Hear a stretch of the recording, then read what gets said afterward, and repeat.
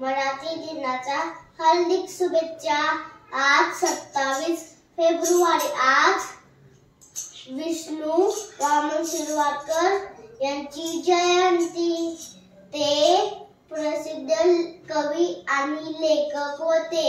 त्यांना कुसुमाग्रज म्हणून ओळखतात।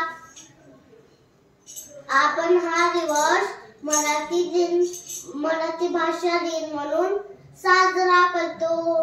मी आज संत तुकाराम महाराज बनलो आहे। तुका म्हणले जे कारण जेले रांजले त्यासी म्हणून आपले तोची साधू ओळखावा देवते तेची जाणावा। धन्यवाद।